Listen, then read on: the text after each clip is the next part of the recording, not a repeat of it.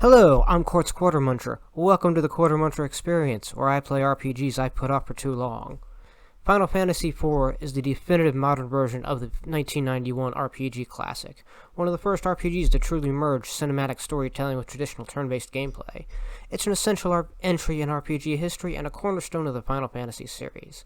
I'm playing the Pixel Remastered version on PS5, currently available on PC, PlayStation 4, Nintendo Switch, and mobile. It features redrawn 2D pixel art, a rearranged soundtrack by Nobuo Uematsu, an optional boost for EXP and Gil, and a streamlined modern user interface. Final Fantasy IV is the story of Cecil Harvey, a dark knight serving the militaristic kingdom of Baron who questions his king's orders and begins a journey of redemption and ends up on the moon. I'm currently going through it because it's a classic. This game practically defined the first story-driven RPG, and I've always meant to revisit it. And with the Pixel Remaster improvements, why not? With that said, let's get to the Quartermuncher experience.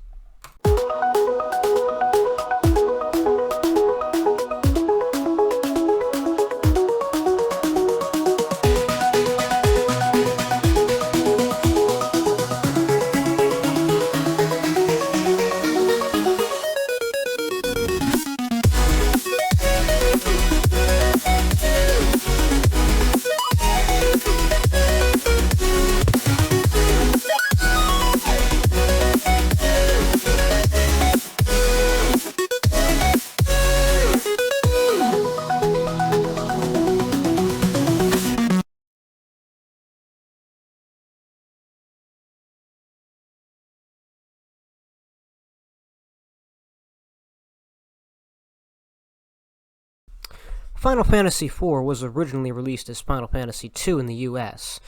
It was originally 4 in Japan. It was the second Final Fantasy released in America, you see. It was developed by Square for the Super Famicom/Nintendo in 1991. The Pixel Remaster version updates the visuals, music, interface while preserving the original gameplay and difficulty. The world of Final Fantasy IV is vast and layered, from the vast skies above Baron to the underground realm of the dwarves and literally the moon.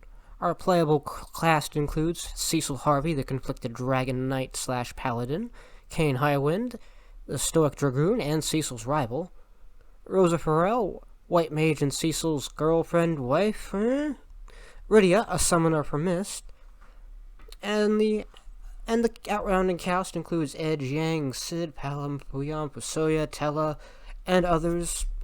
Basically, there's a roundabout cast of characters in and out of your party. The story of Final Fantasy IV might be the first of its kind, but its Cecil's transformation from Dark Knight to Paladin is one of the most memorable story moments in JRPG history, mostly because it might be the first memorable moment, period. It's also the archetype for many later Final Fantasy tales. The world of Final Fantasy IV is built around crystals, ancient sources of power coveted by all nations. The game weaves themes of redemption, destiny, and duality, culminating in a cosmic conflict that still feels epic decades later. The towns in Final Fantasy IV include your classic JRPG variety, cozy villages, regal capitals, and other places like Mysidia, the Land of Mages, and even the Dwarven Kingdom. It even includes different worlds, such as the Dwarven Kingdom, which is underground, and the Moon, which is above ground. Each has its own charm and a bit of personality. The dungeons are straightforward but iconic. Trapdoors, rotating floors, old-school challenge, JRPG enemies, random battles, the works.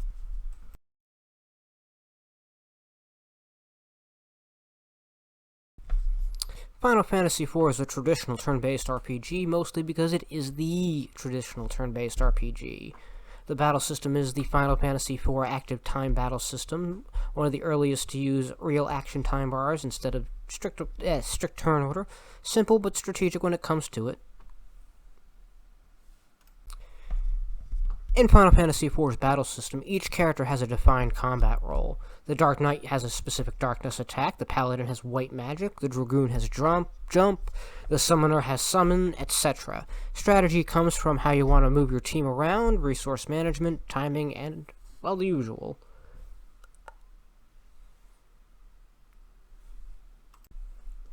Final Fantasy IV has a very classic leveling system. Strength boosts attack, vitality boosts HP, spirit and intelligence affect magic.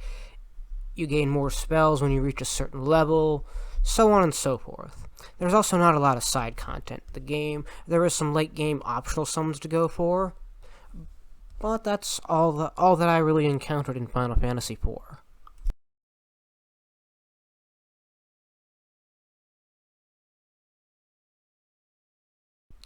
Final Fantasy IV's graphics are beautiful 2D pixel art.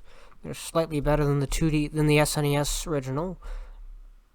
Characters pop with personality. Environments have not lost their personality. The presentation, text boxes, etc. have just been modernized. Battle transitions, they've always been the same. Nobuo Uematsu's legendary score has been reorchestrated for the Pixel Remastered. There's no voice acting. Let's see. The difficulty curve is fairly smooth. There are a couple bosses that gave me issues, especially the final boss, as you do. Final Fantasy IV definitely runs at a steady 60 frames per second, quick load times, visuals, and optional font settings. Granted, it's a Super Nintendo game running on a PS4, so it's running as powerful as it should be.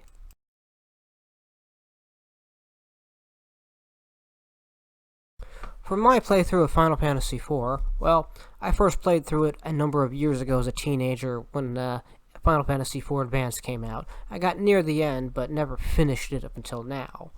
I played it with the 4x EXP and Go Boost because why not, all the way to the end. The Pixel Remaster gives you these options, and it also gives you the options of choosing your party members for the final boss.